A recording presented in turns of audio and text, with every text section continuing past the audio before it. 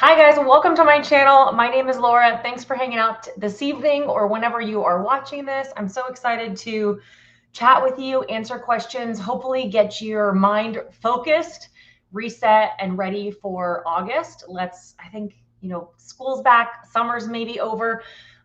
Let's get into a good set. Maybe if you've been off track for the summer or kind of lost your way a little bit or feeling stuck, then this live stream can be motivation where you can get some questions answered or just hopefully get some motivation to get yourself back on track again. This is like the perfect time of year for a reset as we move into the fall before the holidays.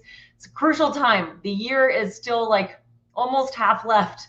So we have a chance to really pick up some momentum before the end of the year. I also am excited because I want to talk to you a little bit about the new carnivore course that I did not create, but I am super excited to support it and tell you about it.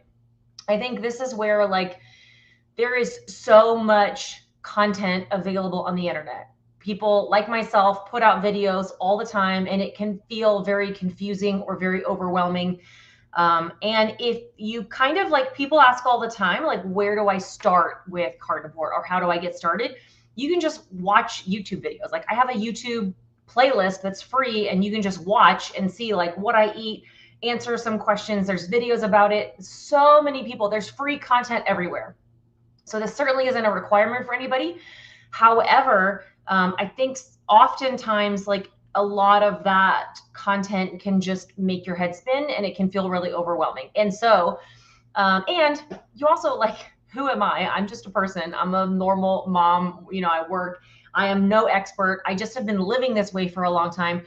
And a lot of times we or family members, some random girl on the internet is not going to convince your mom, your brother, your coworker, your cousin to try carnivore.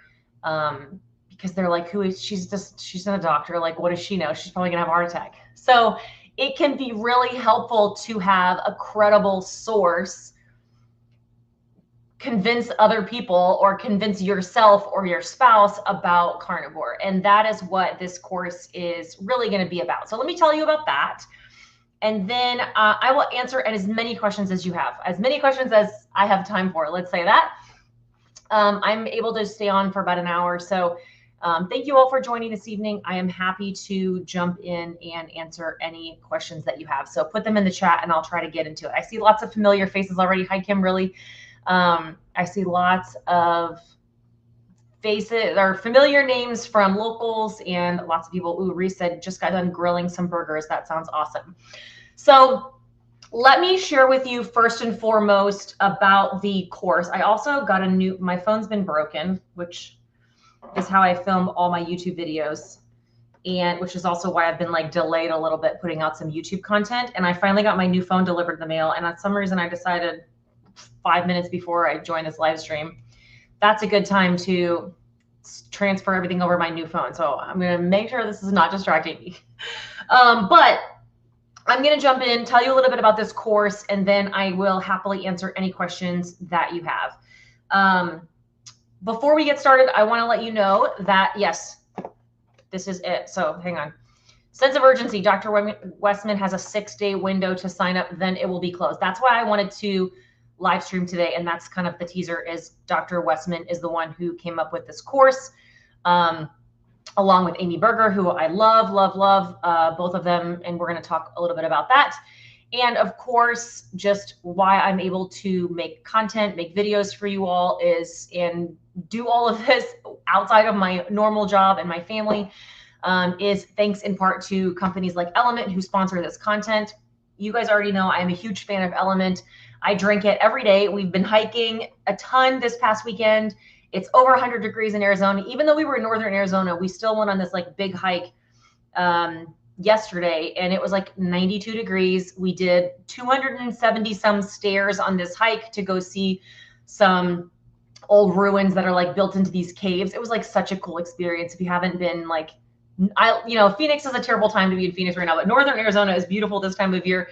So we have been exploring that. Our whole family loaded up on LMNT and electrolytes before we went on this big hike yesterday. The kids love it. Chris and I obviously drink it every single day. and they have a new sample pack. So their old sample pack used to have like one of all the flavors. Now their new sample pack has 2 of their 4 most popular flavors. And I'm pretty sure it's like citrus, raspberry, watermelon, and orange. Don't quote me on that, but it is 8 packets. You still get 8 free packets with your purchase. And it's 2 of each of their 4 most popular flavors. And the good news is that you can share that with a friend or a spouse or like somebody else, and you guys can kind of get a couple of packets of the same flavor and see which one you like best. I just dilute it down and put it in like a big water bottle. And if you don't want any sweeteners whatsoever, they have the unflavored version, which is just sodium, magnesium, potassium. I still can use like I had a flavored version the other day when I was fasting. It doesn't break my fast, but most of the time I do stick to the unflavored version. And they have a 100% money back guarantee. So if you get one of their flavors, you try a different one in the sample pack, you want to swap it out, they'll send you a new flavor. They don't, they'll send you your money back, whatever you want. They just want to make sure that you are happy. So thank you to LMNT for sponsoring this video. And I know you guys are big fans anyway, so comment below your favorite LMNT flavor. I do think there are just a few of the lemonade salts still available. I'm hoping that they make it a permanent flavor, because the sweetener formula that they used in that one is a lot more gentle on my stomach, and a lot of other people as well are finding that. They did a reformulation with that. So hopefully it comes back as a permanent flavor, but I personally have stocked up just in case. It takes them a little while to like make new batches and create it as a permanent flavor. So yeah, thanks to LMNT. Okay, this course that I want to talk about is called the Carnivore Made Simple, and Dr. Eric Westman has been doing keto and is has been a doctor for the last 20 years or so in the keto space. Many people, if you've done keto before, you're probably very familiar with somebody like Dr. Eric Westman. He has written many books. He has the Adapt Your Life school, where he has a lot of different courses on keto, and does this type of like online course. So when I say course, what I mean is it is an online portal, like almost like you're going to take a college class, but it's called Carnivore Made Simple, because it truly is that. It's just a very simple explanation of, it starts off with the most basic version ever of what is carnivore, is it healthy? What kind of nutrients should I eat? What about my cholesterol? What about insulin resistance? What about my thyroid? Dr. Westman teaches you through these video modules. So they're very short, like 8 to 10 minute videos, and you're getting 3 modules with like 5 or 6 videos each. So you're getting this huge collection of videos where Dr. Westman is in very simple explanation teaching you about fiber, nutrients. What about vitamin C? Like, I kind of feel like every question that I'm getting about carnivore, what about fasting? What about, my poop? Like all of the most basic questions that people are having about carnivore, he is addressing those in different videos. How do I lose weight? How do I heal from this? What's the difference with lion diet? It really breaks down all of that. And then as an additional resource, they are going to have a Facebook group where Amy Berger, who again, I'm a huge fan of, she wrote the book, The Alzheimer's Antidote. She wrote Keto Without the Crazy. Like, the 2 of them have created this amazing course and resources where there's like a meal guide, shopping lists. Like, there's just so many like printable, actual get your hands on resources, as well as this video content. They are going to have so it's open now to purchase, and then you have access to all of these different things. And I linked it in the description of this video, but I think if you just go to like Adapt Your Life / Carnivore Made Simple, that's going to be the website for you. And then if you use code Laura, they will give you a discount on that. But along with the access to the course and then all of the other materials, they are going to have a Facebook group available for, I think it's like 2 full weeks starting on August 5th, where Dr. Westman is going to do a live stream. Amy Berger is going to do a live stream in there. I will do a live stream in there, and we will all be available. Like, I'm going to be one of the admins of that Facebook group to really help people walk through how to get started on carnivore, ask their questions. You can kind of like post as many questions as you have. And, you know, like I do something really similar in my locals community, but this is a place where, I mean, you have not only people who are doing this like normal people like me, but you also have doctors and experts, you know, Dr. Eric Westman, and you have Amy Berger. Like they are all professionals, researchers who are able to answer questions and are going to be there to help support people. So if you are looking to start carnivore in August, then this is a really great way to do that. If you're somebody who just like is feeling overwhelmed with all of the different information that's out there, you're wanting, you know, there's a lot of good books out there as well. But if you're somebody who's like, okay, I'm never going to sit and like read a textbook, again, this is a really good way to go through and watch all of these. If you have a spouse, a family member, somebody in your life who just like needs more convincing from somebody that's like not just me, like a YouTuber, and they need to hear from a doctor. Like I know when my mom got started, she just really needed to hear from a doctor that this was going to be okay and like what carnivore was. And so if that is helpful for you, then I'll list all of that in. So Dr. Westman always brings the science to back up what he's saying. Don't hesitate to sign up. Thanks, Debbie. Appreciate that. I will say too, he talks a lot about like again, it's Carnivore Made Simple. They had made a course before called like Keto Without the Crazy. Sometimes like things get really crazy. He's not going to tell you have to eat raw liver. He's not going to tell you can only buy grass finished. Like it's a very simple, basic way of getting started. And I think it can just be really helpful for people. So I think too, if you've taken his keto courses in the past, then I think, I didn't write this down. If you've taken his keto courses in the past, then comment down below and tell people. Because I know when I mentioned this to my locals community, there was a lot of people in there that were just very, had taken his keto courses before and really liked it a lot. Okay, so what's the starting date for the course? So you can sign up for it now. It is live now. And then the Facebook group is going to go for 2 weeks and it starts on August 5th. If you go to Adapt Your Life Academy, I missed that. Okay, adaptyourlifeacademy.com. And then you could do /Carnivore Made Simple. But you also could just go into the menu at the adaptyourlifeacademy.com. I do have everything linked in the description of this video as well. Okay, unless you guys have more questions, enrollment is open on that. Then I can jump into other stuff. So enrollment is open on that through August 4th. And then they likely won't reopen that again until like sometime next year. I think they're wanting to just keep that. Right now, there's quite a few people that have already signed up and that are in that Facebook group, and they want to make sure that it stays pretty manageable in order for people to get like pretty good individual attention in there. So again, if you put code Laura, just LAURA, then you can get a discount on that. All right, let me see. Let's check and see if I can find any other comments. I love LMNT, a bit pricey, but worth it. It is.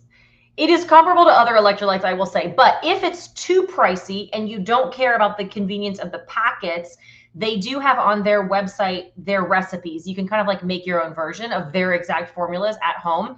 I just personally find that the packet is really, really convenient. Okay, we'll get into other stuff now. Do you get backed up with cheese still, or are you only eating it occasionally? I definitely am only eating it occasionally for multiple reasons. One is, yes, I would get pretty constipated. Two, I just will gain weight and get puffy, to be honest. That's the big thing. It kind of just, I mean, to me, like too much cheese in general is like the quickest way for me to gain the quickest way for me to gain weight. That is for sure. Okay. Sorry, let me check on this. Oh, I make my own unflavored LMNT using their recipe. Love it. That sounds good. Yeah, and then it's so simple. Especially if you're not somebody, I travel all the time, you guys know. So it's a little difficult for me to take homemade ones with me, but it's really easy to take the packets. But if you're not somebody who's gone a lot, then you could just scoop it from home. Okay. Martha said, so confused on the fat component. How much is too much or not enough? That is a tricky one. And I'm going to write down, I'm going to link, Chris and I made a video not too long ago about this concept of like, why did I increase my fat recently in order to lose weight? But fat, how much fat should you eat? I think there's kind of two different extremes in the carnivore community. And that's people who are on this like super high fat, they're eating plain fat, they're just really like wanting high fat. And then there's other people who are doing more of a low fat approach. You hear people talking about the fact that like you need to not eat fat in order to burn the fat on your body. And that can be true. But the problem with the low, let me give you the pros and cons of each, right? If you're eating low fat and like high protein, leaner meats, not eating a ton of plain fat, in theory, you're getting less calories and your body is going to access the fat that's on your body. And so you may see higher weight loss if you're cutting the fat. The problem with that is when you cut the fat, you can slow down your digestive system. You can also, like, especially for women, your hormones, your thyroid, like that all needs, fat is an energy source. And so if your body is, you need some type of energy source to have good energy, to have good sleep, to have proper hormones, to have good thyroid health. Your body needs energy, and that is going to come in the forms of like fat or sugar. So if you're cutting your fat really low, a lot of people can experience like fatigue or have hormone dips and those types of things. So you need to be aware of not eating so little fat that your energy is affected or you're, messing up your hormones. Now, the high fat version, this extremely high fat, that's the pros. The pros is your thyroid, your hormones, your body is getting a lot of energy, and that can be really great. Also, in order to lose weight, you do have to give your body some amount of fat in order for it to burn fat. Okay, you have to kind of teach your body, like, this is what we're going to burn for energy. So I'm going to consume this amount of fat, like animal fat. And then when it runs out of that animal fat, then it's going to burn the fat on your body. So we want to eat fat in order to burn fat. Okay, it sounds counterproductive, but it's true. Now, when you have too high of fat, personally, I get really loose stools. You can have a lot of gut bubble issues. Like too high of fat is going to like really loosen up your digestive system. Also, just eating too much fat, sometimes we can either be eating too many calories, and so you can gain weight, or you could maybe be under eating protein in general. And if you're under eating protein, you could experience muscle loss, hair loss. Like there's kind of this balance between don't eat too much fat and don't eat not enough fat. And now going back to Mary's question, like that is confusing. So how much is too much or not enough? And that is going to be slightly different for everybody. I personally like 65% to 75% fat to protein ratio. And you can kind of just figure that out by putting your food into a macro calculator. I don't really put too much emphasis on those macro calculators though, because you could put a ribeye into a calculator and one of them is really marbled and has a lot of internal fat and one of them is not. And the macro calculator doesn't really know that. It's going to give you the same calories. So like on packaged food, you want to eat a candy bar, you want to eat a protein bar. Sure, those macro calculators are really accurate because they're the same all the time. But when you have a piece of chicken or when you have a piece of pork or bacon, the fat to protein ratios all gets a little muddled. And so I don't like telling anybody to obsess about a specific macro or a specific ratio. And I honestly can't tell you what your ratio should be. That's going to be pretty different. I think it's one of those things that you kind of have to play around with. But I would play around with it and you would know if you need to raise your fat or lower your fat based on your symptoms, right? If your digestive system is slow, if you're low energy, if you're feeling like your hormones are not adapting, if you're hungry all the time, if you're having a lot of cravings, all of that could mean that you're eating too little fat, right? If you have a lot of sugar cravings, those can come from two things. They can come from mental cravings and physical cravings. Physical cravings can happen because you're not eating enough or because your body is not getting enough energy. And so if you're under eating fat, your body's going, I need energy, I need something. And then it goes, you know what's a good source of energy? Sugar. I should eat sugar. Sugar is a quick energy. And your body is like physically craving carbs and sugar because it needs energy. And boosting up your fat intake can help a lot with that. Okay. And so those are kind of ways, you know, like I need to boost up my fat. Also, if your weight loss has been stalled for a while and you're just feeling very drained and fatigued, like you probably need to raise your fat up. Now, on the other side of that, if you have loose stools, if you are, you know, eating a large amount of food, if you're eating a large amount of calories, if you're gaining weight, if your weight loss is stalled in that direction, or your hair is falling out, those are all things that you might be eating too much fat, and you could dial things back down a little bit. I really like people to just kind of not go to one extreme or the other and make small tweaks.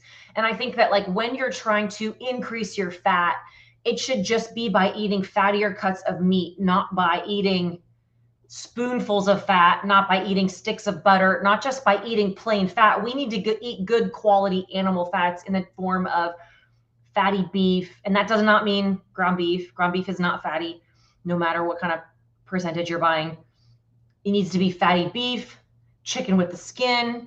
You know, I talk a lot about this, so I'm gonna move on. That was a really long explanation. I hope that helps, Miss Martha. But I think it's really just this ratio that you need to play around with a little bit. So hopefully that was helpful.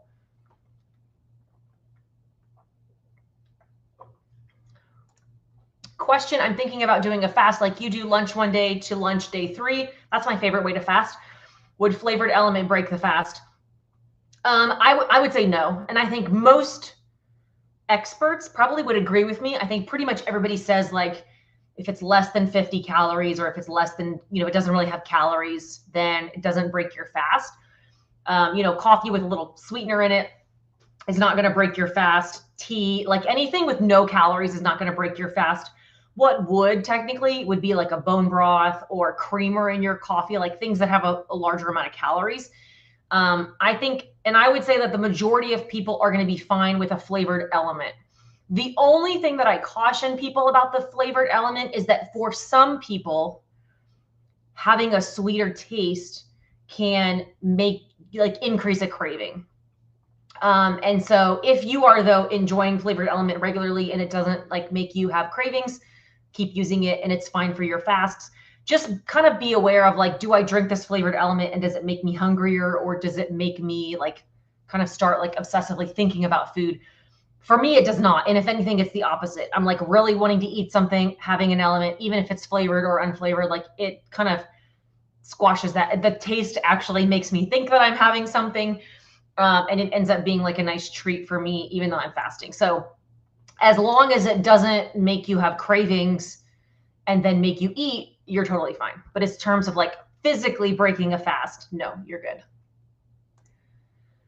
How would you convince family members to change their habits? I mean, you can't, unfortunately. Unfortunately, you just really can't. People have to be ready when they're ready. The best thing that you could do is to be supportive, to answer questions when they have it. Honestly, the best thing that you can do is just do it yourself. The more consistent you are, the more they see how good you feel, the more they see you not complain about not what you're missing out on, the more they see you be active and healthy and happy, and the better off that they see you being than you living that great, you know, like you living your best life and being consistent is going to convince them faster than anything else, right? If you are somebody who's struggling on carnivore and like constantly falling off the wagon or complaining about it all the time, like that's not a very good like ministry for carnivore. And so I think the more that you're healing and feeling better about it, then that can be helpful. I also think there's this element that they're never, you know, Dr. Berry calls it the powdered butt syndrome. Like my mom, I tried convincing her about carnivore dozens and dozens of times, and she wouldn't listen to me because in her mind, I'm this little baby and she's never going to listen to me about this kind of stuff. But she listened to Chris, she listened to Dr. Berry, she listened to them. Like she didn't want, like whoever this family member is from you may never listen to you about it. But the question is, who will they listen to? Will they listen to another doctor? Maybe sign them up for this course. Maybe that you can gift that to them if they're somewhat interested. If, you know, is it somebody who needs, like, I've had a lot of people tell me that, you know, they sent my video, like my YouTube channel kind of first went a little bit viral or whatever and started getting some audiences back when Joe Rogan, this was in 2020, right before COVID and everything shut down. Joe Rogan did World Carnivore Month in January, along with a lot of the rest of us. And February 1st, he posted a video and said, you know, I went carnivore for 30 days and I lost weight. My vitiligo was healed. I did, you know, my inflammation was reduced. I feel great. My allergy, you know, he listed off all these benefits. Well, then obviously every guy who listens to Rogan started searching on YouTube for carnivore. And a lot of them back then, there wasn't as many of us sharing on YouTube as there is now. And a lot of them found me, and all of my comments for like 2 days were, I sent this to my wife. I sent this to my girlfriend. You look just like my wife. You look just like my girlfriend. Like, I want her to see this. And so they all started sending my videos to their family members because they felt like that is somebody that would relate to what I'm going through. And I think that's where, like, again, another moment when my channel got shared a lot was when my mom's video came out here, because there just wasn't at the time a lot of women over 50 talking about losing weight and doing carnivore. And this sounded so crazy. And she was reversing diabetes. And so if anything, the beauty of having so many people sharing on the internet is, who is your family member, a guy in their 50s? Well, send them my husband's video. Is it a younger person? Send them, there's, you know, so many other great younger YouTubers. Like, who is the person that they can relate to that is similar to their life experiences? If they struggle with PCOS, find somebody who online is talking about PCOS. And again, after that, there's probably nothing you can do to really convince them. You gotta just have to, like, do it on your own. So sorry. Okay, I jumped to the bottom and I'll have to scroll back and figure that out. Okay, I swear my leptin is broken. I only need to lose 30 pounds and just stalled no control. So I am kind of digging into this as well. Like, I recently started working with a naturopath, and my naturopath did some blood work on me that I'd never really done before. And this was like, you know, six months or so, or 6 months ago or so. I talk too fast, as everybody in YouTube comments tells me I talk too fast. And she did some blood work on me, and that was something that, like, I really had never looked into anything with leptin before. And leptin is a hormone, and it's kind of like one that signals to your body that you need to gain weight, essentially. And she pulled my, ran my blood work for leptin, and she got the results back, and she looked at me and she was like, wow, your body wants to be fat. And I was like, really? She's like, yes, your body, just your leptin numbers based on what they are. I think I don't know if it's that they're low or they're high. I forget what it is. But anyway, she was like, your body clearly wants to gain weight. And she's like, no wonder, like, I do feel like I have to, like, fight to keep my weight off all the time. So there is a blood test, going back to Christina, there is a blood test that you can check. There are supplements that you can do. I don't really know how much, like, I'm still in the beginning stages of kind of looking into this, working with my naturopath about it. A lot of it is just like getting your hormones, you know, healed, eating enough fat. Like, there's a lot of things that you can do in order to resolve that. I'm hoping that I'm actually going on Thursday to meet with her again and have some more blood work done. It's been, almost a year now, I guess, maybe like 9 months since I've done that in the past. And I have been focusing on, like, eating more fat. And so I'm curious, like, what those new numbers are going to be. And I will keep you posted. So the no control, though, part of it is maybe that's like, again, we have to address either the physical hunger that we're having or the emotional hunger that we're experiencing. And I think those are two very key components that I think we have to address separately. So that's the big part of it.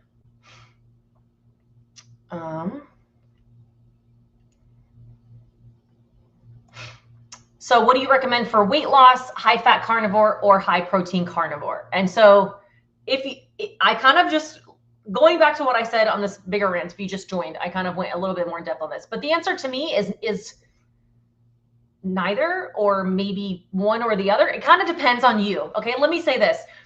It really depends on you and what you are doing previously.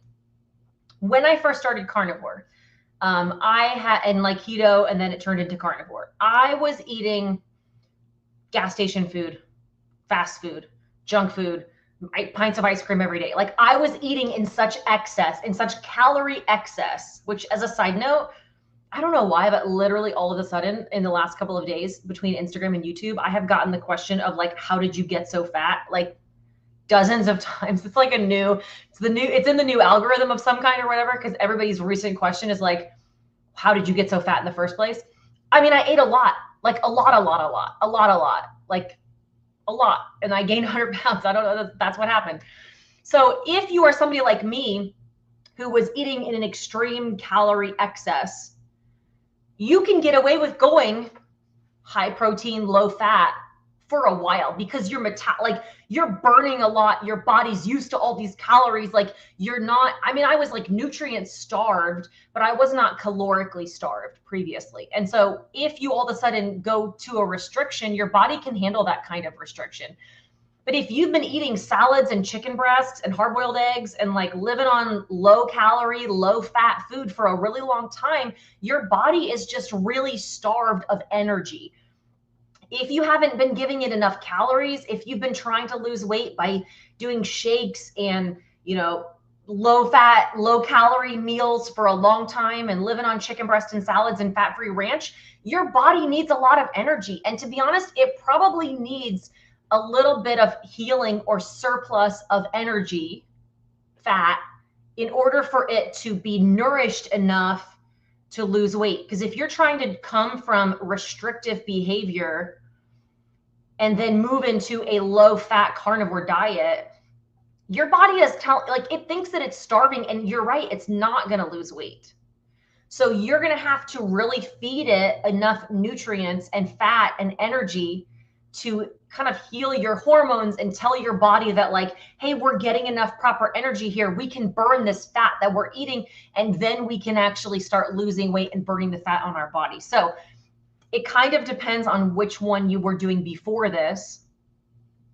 And then I don't necessarily think either extreme is good. I think there's probably like, if these are your two extremes of like high fat carnivore and high protein, low fat, I think, you don't even need to be somewhere in the middle. You kind of could be like, this is really weird imagery, I'm sorry, but it's in my head, it makes sense, right? Instead of being here, you're probably best is like picking one of these two, right? Where you're getting a moderate amount of protein and high fat, or you're getting a, mild amount of fat and you're still getting a higher amount of protein. Like there's probably this like almost middle range. You don't necessarily want to go 50-50 because 50-50 ends up being like low fat. I don't know. Tell me if that makes sense. Do you fast? And if so, what is your schedule now and how often do you fast? I think I do fast, but I don't really have a schedule necessarily anymore. I actually ended up not eating today just because I wasn't really hungry. We've been traveling for several days. We got home. I had the day off work today, and I just was like running around, and I just was like halfway through the day, and I told Chris, was like, what do you want for lunch? And I was like, I think I'm just going to fast. Like, I'm just kind of listening to my body today, and I'm really not hungry, and I'm really busy, and that's a helpful way to fast. I mean, I would say now I probably maybe once, maybe twice a month, I'm doing a fast like this. When I was trying to lose 100 pounds, I was doing 2 48-hour fasts a week and then eating 1 meal a day besides that. So that means in 7 days, I was eating 5 meals. I mean, that was too much fasting, to be honest. what determines if it's too much or not enough fasting is how much are you eating on the other days? Because again, you don't want your body to be in this restrictive state for too long, or you're going to slow your metabolism down. So if you can eat an adequate amount of fat and protein and calories, and then you throw in a 48-hour fast once a week, I think that's great. And then maybe the other days you're eating 2 meals or something like that. I think that's great. When I was first starting this, I reached out to, and I was like, weight loss mode. I'm going to lose all this weight. I'd lost like 50 pounds. I wanted to lose another like 70 pounds. And I reached out to a fasting expert online and said that exactly. I said, what is the best fasting approach for weight loss? Like, how do I lose weight? What's the best way to do fasting in order to lose weight? And I got really irritated with his answer. He messaged me back and I said, like, what's the best fasting protocol for weight loss? And he messaged me back and said, the one you could stick to. And I was like, this is ridiculous. Just tell me what to do. Just give me the answers of what I need to do to lose weight. And I was like, please just tell me. And he just reiterated and said, like, I can't tell you that. It's the one that you could stick to. And it took me a few years to actually understand how right he really was. And now when people say, like, what's my best fasting protocol? My answer to them is like, it's the one that works for your life. It's the one that you could stick to. I could tell you, you should fast on Mondays and you should fast on Wednesdays and you should do breakfast and lunch the rest of the time. And then I tell people this in locals. They're like, what's your fast? I don't eat dinner. My kids are in jiu-jitsu right now. They're going to get home at 7 o'clock. My husband doesn't eat dinner. My kids have a very small meal for dinner. It's their smallest. Like, we just don't eat dinner as a family. We have lunch as a family every day together, and we have breakfast a lot of days together as a family. So I eat lunch and breakfast because that's what works for my life and my family. I actually sleep terrible if I eat dinner. That's a side note. I just don't like eating late at night. I just don't eat dinner. And if I told you that, and I've told, there's other people that are in my locals community, and there's people that the only time they get to spend with their significant other or their family is for dinner. And if I said, hey, you need to skip dinner. You have to, like, if you want to lose weight, you got to eat breakfast and lunch and skip dinner. And they're like, but I want to eat dinner with my family. That's really important to me. Like, who is going to stick to this diet or this way of eating long term if I just took away something that's like really important to the value that you place on your family? You're not going to do that. You're not going to stick to that. And then the next thing you know, you're just going to eat with your family, and it's going to be, something that's not healthy for you and that is not good for you. The most important thing you can do, if I told you you have to fast on Mondays, well, if Mondays are like the most stressful day for you and you end up like caving and having donuts at work every day, every Monday, because somebody brings donuts every Monday and you're trying to force yourself to fast, like, eat bacon instead of eating donuts. Okay. When it comes to fasting, especially doing a longer fast like this, like, you have to pick the day that works best for your schedule. Busy days really help me. Traveling days are nice. Like, days when I'm just going to be on the go a lot is a really easy way for me to do a longer fast. And you just have to pick what works best for your life and your schedule. So I think, though, for weight loss, doing a 36 or 48-hour fast can be really valuable. But again, you have to do what works best for your life. This is an interesting one. So would you be willing to do a video specifically on what your kids eat? Would love to understand that for my 13-year-old son. I go back and forth on this. Chris and I talk about this a lot. I could talk about the kids. I don't know, like, obviously my kids are like around in my life, and so they end up on my content quite a bit. I try really hard to not use my kids for content. And honestly, like, the older they get, the less and less they're involved in videos, just because I don't ever want them to feel like they're performing. That's not what you're asking from me. I think, I do try to talk a lot about what the kids eat. So for instance, like, we try to keep out like sugars, seed oils, processed foods.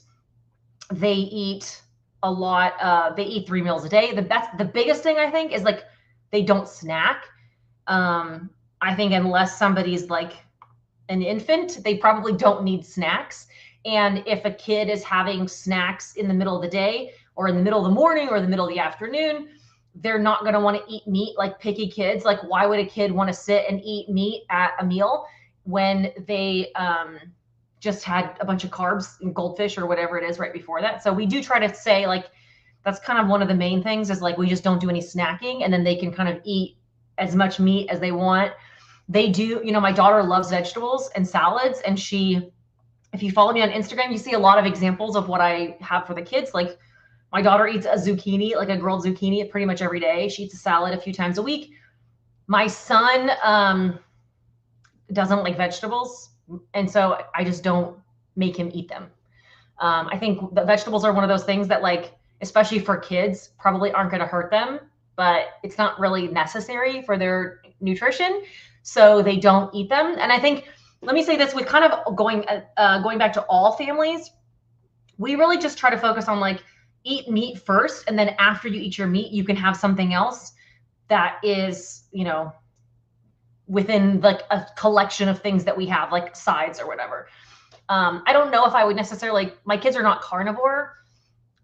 They probably eat low carb most of the time. You know, their breakfast is always some type of like eggs or sausage or bacon and some fruit. They always have like fruit for breakfast usually. Dinner, because they eat late and they just finished this, you know, big workout of jujitsu, and then they're getting ready to go to bed. They eat pretty much no carbs for dinner, because I don't want them to have all of these carbs and then go to sleep. Their lunch is their biggest meal of the day. And again, most of the time I would call them low carb. They do have, we do masa chips, which are like tortilla chips fried in beef tallow. That same company has another like potato chip that's fried in beef tallow. So like, obviously those are not low carb, but there's no seed oils, and they're very healthy for them. You know, this weekend they had a baked potato with their lunch. And so it's kind of like, we really do focus mostly on just whole foods and the timing of when they're consuming those things. Like, they know having a bunch of carbs and then trying to go to bed is not going to help them.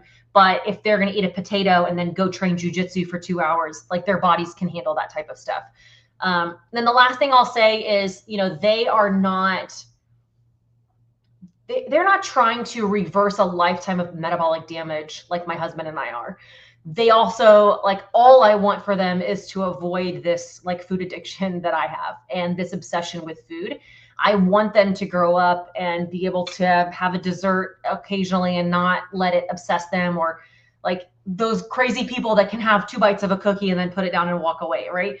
I see the same genetic component in them of, like, you know, you have some kind of sugary food and it like ignites your soul in the same way that like my husband and I both have it. And so I don't know if the real answer is like making them be 100% abstinent. My concern, like, I grew up like in farm country. We grew all of our own vegetables. My mom made our homemade bread. Like, I never had access to junk food and cookies and, like, you know, desserts and all this kind of stuff. But then I went to college and I went bananas and like obsessively ate. And then obviously I really struggled. And so I think we've kind of decided not to have all, like, to keep them strict 100% carnivore. You know, if they go to a birthday party, they're going to eat the you know, the pizza. They're going to have a piece of pizza and they're going to have a dessert. We try to say, hey, they had ice cream and cake there. Why don't you guys pick one? Like, which one would you like? Like, that would be, I'm trying to teach them how to pick one of those things versus to eat 2 cupcakes and a bowl of ice cream or something. And then also to say, like, hey, remember yesterday we had cupcakes at the birthday party? Like, today, let's not have the potato. Let's not have the carbs with lunch. Let's keep it, like, you know, less today to balance things out. So I don't know if that answers your question. I do try to like pepper in a lot of like philosophies like that on how we feed the kids, but I typically don't. I don't think I'll ever just like make a full video about it, unless I just was kind of talking about it like this. Who plans the meals each week? You know, that's interesting. So I would say Chris does. You know, Chris and our whole family's home all the time. Everybody's home. And Chris cooks, I would say, like 90% of the time. And the 10% he doesn't cook is like if he's gone. But it really, our meal planning is just like what, and I would say like, this is where for my videos, I do try to add a lot more variety than what we do. Chris cooks 90% of the time. And I would say 90% of that is we just grill. We live in Arizona. We can grill every day, all year round. And so our like meal planning typically is, what meat do you want on the grill? And it's literally, we ask every person in the family, like, what do you want for lunch tomorrow? And everybody picks the meat that they want, and Chris just grills it. So it does make things really simple. And I know that that's not something that everybody really has. There are other things like my meatball recipes, a few other like meal prep things that I do just to add for like those quick dinners that I was talking about. Like we try to have for dinner, the kids have just some kind of plain protein. And keep it really simple and easy. And we need that to be cooked in 10 minutes. So anything that's outside of like our main family lunch, I typically am planning. But we definitely like keep it really simple. Same thing, grocery stores, like we keep that really simple.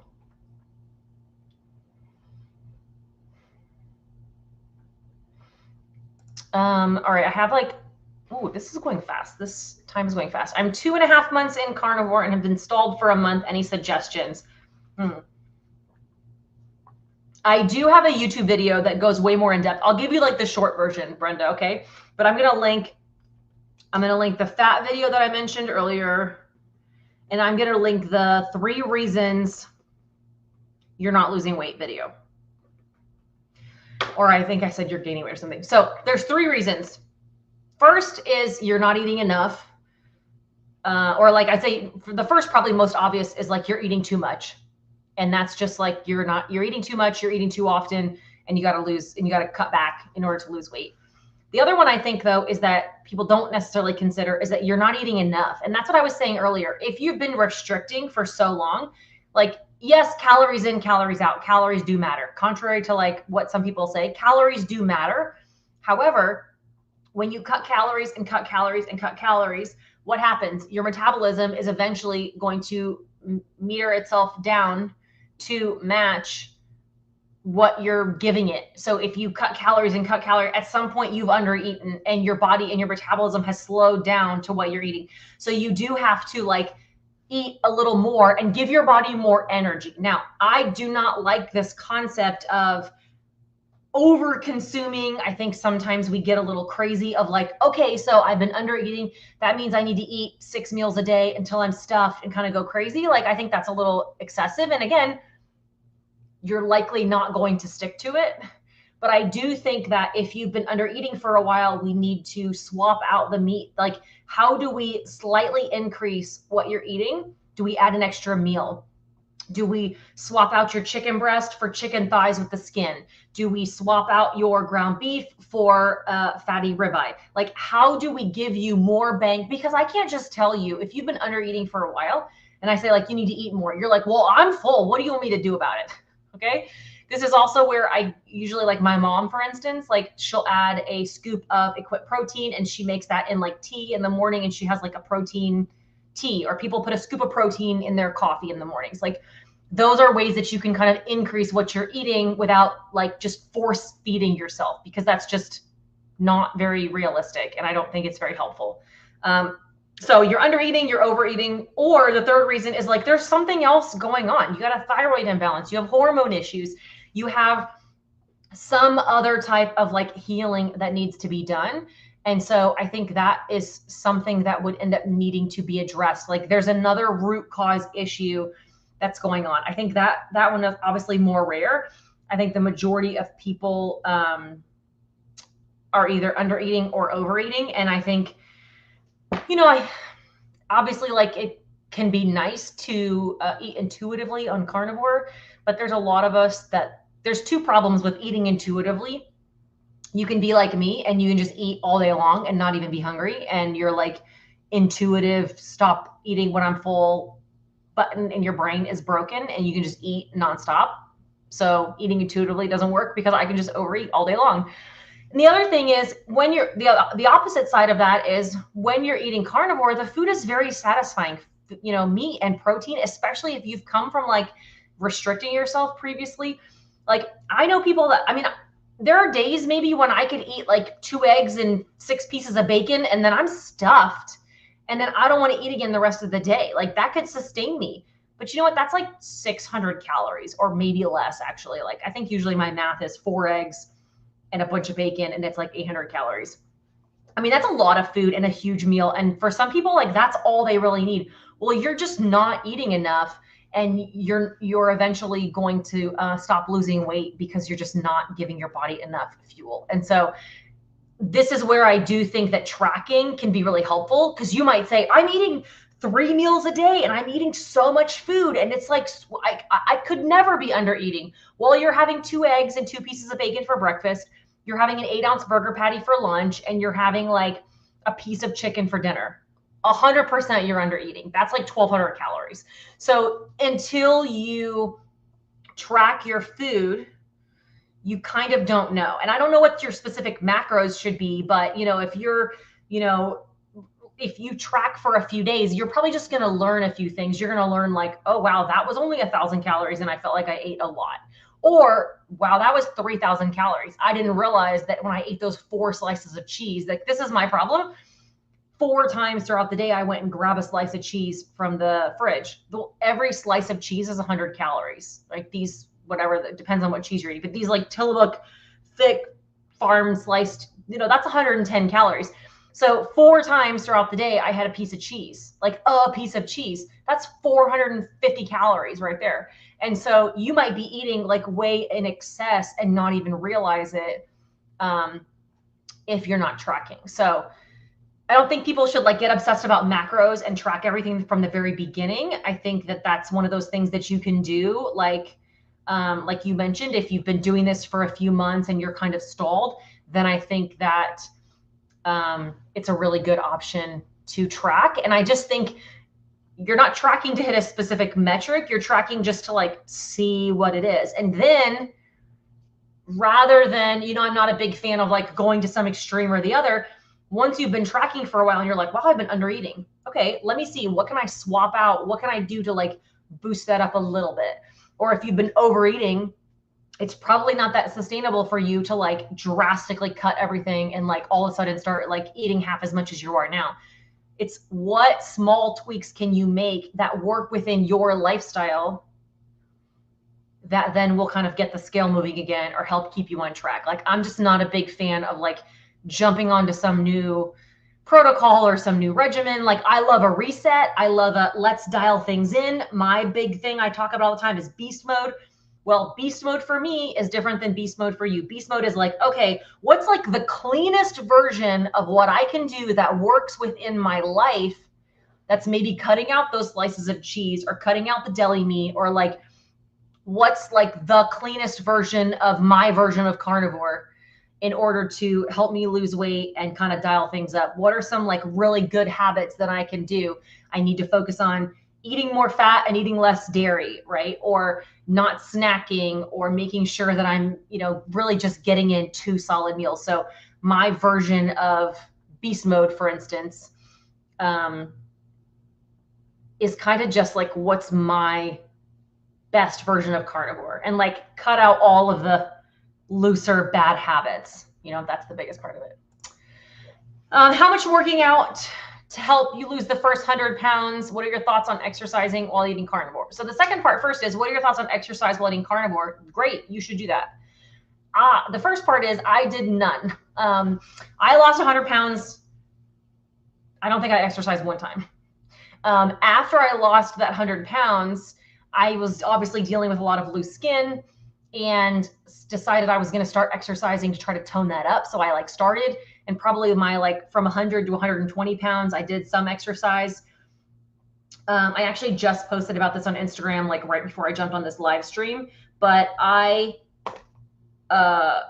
have never really exercised consistently. Maybe I have like for a few months at a time, I would do like a workout class or something, but in just the last 7 years, I really never exercised consistently. I think I have like 3 YouTube videos on this channel that are like, I'm doing it again. Like, here we go. And it's like me committing to exercise, and then like I suck at it. That being said, I think I'm like 2 months in, to doing better with exercise. Like I reactivated my Whoop, which now tracks your steps. I'm standing. I have committed to like literally, I work at a corporate job. And so I was like sitting all day long at my desk here. I have a walking pad under my desk now. I have a coworker and I, like every time she and I are on meetings where we can turn our cameras off or meetings with each other, we're like walking the whole time. I'm getting, you know, really trying to focus on like being active. And it's been 2 months and I've kept it up. Even with like traveling, I'm hitting up the hotel gym. Like, who am I? It's been crazy. I don't think, and I'll tell you this, let me go back to this. Sometimes I will literally walk like 3 miles on the treadmill, and at the end it'll say you've burned 300 calories. And I'm like, what the heck? Like, I just sat here and sweated and exercised for, you know, a full hour and walked 3 miles, and I've burned off what would be equivalent to like a handful of Oreos. Like, this is why you cannot outrun a bad diet, right? Weight loss happens in the kitchen, 100%. You do not need to exercise to lose weight. If anything, sometimes like exercising makes you hungrier, or you're building muscle, it boosts up your metabolism. Like, first of all, there's so many benefits to exercise. I have to remind myself about them all the time. But if you just want to lose weight, you don't need to exercise to lose weight. Now, you should, because obviously like we want muscles. The more muscle you have, the more higher your metabolism, the higher your basal metabolic rate is going to be, the more calories you're going to burn just like existing. Having strong muscles protects us as we age from falls, which is like a #1 major issue for people as we age. And there's just a lot of benefits to exercise. But, and I will say, like, I do notice like I get hungrier when I'm exercising a lot. So you should exercise 100%. I have a video that I did with my friend Ashley on this channel, and we talked about exercise, and she wishes that she would have started exercise sooner, because I do think too, like this concept of habit stacking, the more good positive habits that you have, the more that you're going to want to do them. So like, it's unlikely that you're going to like exercise and do all these things right and then go eat. Like, it's easier to stick to your, you know, meal plan or whatever you have, when you're making other good choices. How's your walking pad? Is it loud? Yeah, it doesn't go super fast, and it doesn't obviously incline. It goes to like 3.8. It's not loud, especially too, because for my meetings, I have this microphone here, and then I put in like a headphone. So it's kind of, I don't think anybody hears it. Your head does kind of bob along. So you can't really do it if I'm trying to be professional, but you get those meetings. Sometimes you just have to like listen to like business updates for an hour. So I do it then, or again, like my coworker and I both will turn it on, and we both just are like, yeah, okay, like next quarter, let's talk about this plan for next quarter. And we're just like chugging along, and I'm getting pretty good at like typing and walking at the same time. So anyway, all right, this was a lot. 2 things. #1, check out the course, the Carnivore Made Simple course. If you are looking for like a good reset motivation, you can join that. There's the Facebook group they're going to do. If you don't want to do all of that, they do, again, don't forget code Laura gives you $10 off that course. If you're like, that's not in my budget, I don't want to do this, but I do need community, I need some help, I need some support, you can come join my locals community. I know a lot of people in this live stream tonight are from there. I do live streams like this. I try to do them once a week. It probably ends up being like 3 times a month, but it's like a Facebook group, but it's not on Facebook. So if you're like, I can't do the other thing, I'm not even on Facebook, you can come join this. It's free to join, or you can pay $10 and then be a supporter, where you then can post your own things. You can ask me questions. I answer them. I come in there every day, and can talk through, answer questions. And not only me, but obviously like lots of other people that are in there can give you their experiences. And, you know, we're all going to kind of like do a big reset in August. People can post daily, hold themselves accountable, and all those good things. So I hope this was helpful. I got to try to figure out, I'm traveling next week, so we'll try to get some videos filmed before I leave for my work trip. And yeah, take care. Hope you guys have a great day. Thanks for hanging out. Bye.